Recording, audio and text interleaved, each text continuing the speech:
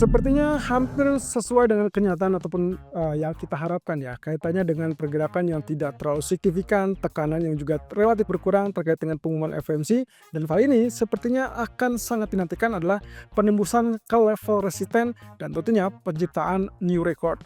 Jadi kira-kira apakah emas akan menciptakan rekor baru atau justru dia akan terperosok turun? Ini dia alasannya. Oke, seperti yang terlihat di sini teman-teman, ini adalah indeks DXY atau indeks dolar yang ternyata pergerakannya relatif sama atau relatif sesuai dengan apa yang kita harapkan. So, kalau kita anggap bahwa kenaikan kemarin adalah spike terakhir, maka kita asumsikan saja dia UFB sehingga nantinya kita sedang melihat ada potensi untuk segera turun sebagai UFC. Nah, ini kaitannya juga kita bisa saja melihat potensi dari pergerakan head and shoulder mirip dengan apa yang terjadi pada indeks ataupun grafik dari US Treasury Yield. Nah, tapi jangan terburu-buru karena bisa saja kenaikan itu masih bisa berlanjut setidaknya setengah dari badan candle yang ada di sisi sini ya. Jadi ini kemungkinan bisa saja terjadi spike ataupun kenaikan terlebih dulu sebelum nantinya turun sebagai WFC. Oke, berarti dengan demikian potensinya mungkin akan sangat bergantung pada data ekonomi nanti malam, yaitu terkait dengan data GDP ataupun Initial Jobs Claim. Sehingga kalau kita perhatikan dari grafik H4-nya, tentunya sangat wajar pola pergerakannya rebound dan reboundnya masih dianggap normal. Kalau kita lihat secara keseluruhan, kemarin kita sudah sempat bahas dan singgung terkait dengan potensi dari head and shoulder-nya. Ya, saya rasa ini kalaupun kenaikan seperti ini, bisa dibilang sedikit lebih tinggi, tapi bukan mustahil dia akan mengkonfirmasi penurunan lanjutan. Apalagi di sini terdapat gap ya. Kalau kita lihat di sini kurang lebih 2 hari yang lalu kita memiliki gap area yang bisa dibilang ini memberikan jarak yang cukup spesifik, sehingga kemungkinan yang paling mudah adalah dia akan menutupi gap tersebut secara cepat. Nah, tapi masalahnya apakah penurunan lebih lanjut atau justru hanya menutupi gap lalu kemudian dia naik ataupun rebound. Nah, kemudian kalau kita lihat dari US Treasury-nya, grafik H4-nya bentukannya sudah selesai seperti ini dan mengkonfirmasi seperti yang kita inginkan, yaitu kaitannya dengan pola pergerakan head and shoulder. Nah, ini berbeda cerita dengan tadi kondisi US dollar, tapi arahnya kecenderungan memiliki arah yang sama. Apalagi kalau kita lihat dari grafik daily, menunjukkan pola WFC sedang berlanjut dan masih tetap menunjukkan penurunan signifikan. Oke, berarti anggapan saya adalah kita sedang melihat penurunan lebih lanjut dari WFC yang juga didukung oleh penurunan dari head and shoulder. Kurang lebih seperti ini. Nah, otomatis dengan penurunan di bawah level 4,8%, kita mungkin akan mendapatkan penurunan lebih lanjut sampai ke 4,3 ataupun bahkan 4,25%. Nah, itu sebagai target yang mungkin akan terjadi dalam beberapa waktu ke depan. Saya jadi teringat kemungkinan potensi ini juga akan sangat mempengaruhi mata uang lain seperti pound sterling tentunya. Kalau kita lihat di sini, nasib pound sterling ini sebetulnya agak berkebalikan. Jadi kalau kita lihat tadi head and shoulder, mungkin kita bisa dapatkan di sini adalah inverse head and shoulder. Ini pun dengan catatan bahwa penurunan lebih lanjut itu tidak akan lebih dalam atau lebih tajam dari level 1.2280-an. Saya asumsikan penurunan itu hanya berada di kisarannya, kemudian nantinya dia akan rebound ataupun naik kembali dan akhirnya jebol ataupun tembus dari pertahanan resisten 1.2500.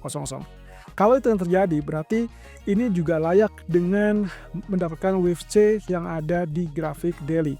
Jadi kalau kita ingat di sini penurunannya prosesnya A11, 2, 3, 4, 5. Kemudian yang terjadi saat ini adalah A, kemudian ini adalah B, sehingga kalau misalnya candlestick mendukung untuk reversal, maka kita asumsikan wave B selesai dan lanjutnya adalah wave C. Ini tentunya searah atau sejalan dengan apa yang diharapkan dari grafik weekly, yaitu penutupan bullish di minggu lalu, sehingga minggu ini kecenderungannya adalah ditutup naik.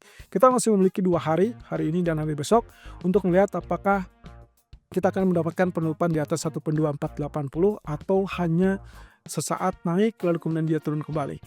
Nah, sementara untuk crude oil, kita lihat di sini posisinya tetap melandai atau bahkan bergerak lebih rendah. So, kalau lihat dari sini, area sell sebetulnya masih tetap sama, teman-teman. Kita asumsikan selama dia tidak tembus di atas 74.30-an, ya, itu adalah zona sell kita. Dan saat dia tembus 72.30, berarti itu adalah tetap follow sell atau pertahankan sell dengan asumsi target terdekat adalah 71.30-an. Atau bahkan lebih rendah di area $68. Nah, ini yang saya sebut kemarin, bahwasanya kalau kita lihat dari pola pergerakannya, ini kurang lebih reverse dari apa yang terjadi sebelumnya. Sehingga kemungkinan akan sangat memungkinkan untuk menciptakan low baru di bawah level 70. Nah, tapi dengan catatan, ini juga bisa gagal kalau ternyata yang kita lihat adalah posisi sebaliknya. Ingat di sini posisinya dia cukup kuat, level 72.30 belum tembus, sehingga kalau misalkan ini rebound kembali dan akhirnya tembus resisten, maka yang terjadi adalah double bottom. Jadi hati-hati dengan posisi sell, kita masih tetap confirm tapi pasang stop loss in case dia tembus di atas 74.40. Nah, posisi tersebut juga akan sangat menguntungkan kalau lihat dari grafik daily, karena posisinya ini adalah zona yang ya cukup kritikal ya, karena beberapa waktu yang terakhir dia memang sempat bertahan sebagai resisten, lalu kemudian sekarang bertahan sebagai support. Jadi yang kita butuhkan adalah tekanan di bawah level 70 dolar untuk membuat dia kembali ke level di bawah 70 dolar. Kemudian kalau kita perhatikan dari grafik emas sendiri, posisinya candlestick daily ditutup dengan hammer ataupun hanging man, teman-teman. Ya, kalau kita lihat dari candlestick yang sebelumnya adalah bullish, maka ini bisa diasumsikan sebagai hanging man. Tapi sebaliknya, kalau kita asumsikan bahwa yang kita lihat adalah zona support ini, lalu kemudian kemarin tertahan di sini, maka kita bisa simpulkan itu adalah rejection di zona support, yang artinya berarti dia akan kembali ke dalam jalur kenaikannya. Oleh karena itu, kalau kita asumsikan dengan apa yang dikatakan oleh Powell sebagai sikap dovish, maka mungkin hari ini atau sampai besok kita punya peluang untuk melihat kembali 2785 ataupun 2790.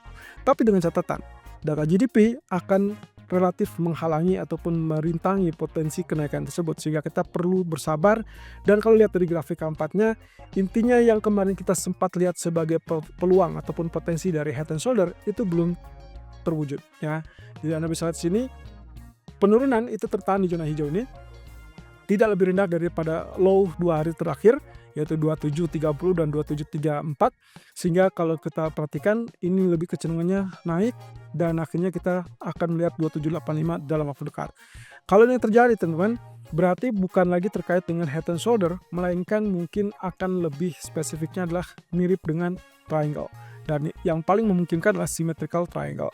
Atau kalaupun misalkan kita asumsikan bahwa pergerakan wave terakhir seperti ini, maka kita kecenderungannya melihat itu sebagai ascending triangle, sehingga yang paling positif ataupun yang paling potensial itulah tembus zona resisten ke atas.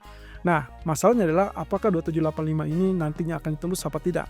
Oke, kita perhatikan, saya perkecil grafiknya. Peluang untuk penembusan itu akan jauh lebih besar. Kenapa? Karena posisinya pertama, waktu terjadinya kenaikan di zona ini, jelas dia tertahan oleh status historical. Nah, oleh karenanya, kalau misalkan kita lihat yang kedua kalinya, kalau misalkan dia uji, maka ada kecenderungan dia akan rentan untuk tembus. Sehingga dipastikan kalau trigger ataupun pemicunya pas, maka kita akan mendapatkan kenaikan di atas 2785, mungkin saja hanya tertahan 2790, atau bahkan bisa menciptakan new record. Sebaliknya, kita juga harus waspada. Karena posisi dari head and shoulder juga masih tetap membayangi, terutama jika dia berhasil tembus 2730.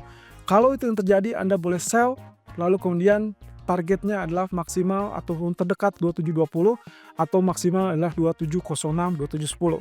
Nah, hati-hati kalau sudah berada di zona ini, karena kemungkinan demand masih cukup tinggi mengingat kita berada di libur Imlek yang biasanya kecenderungannya adalah tingkat permintaan tersebut akan tetap tinggi. Sehingga untuk beberapa waktu ke depan, sampai setidaknya kita dapatkan data invasi PCI besok malam, kemudian data NFP minggu depan.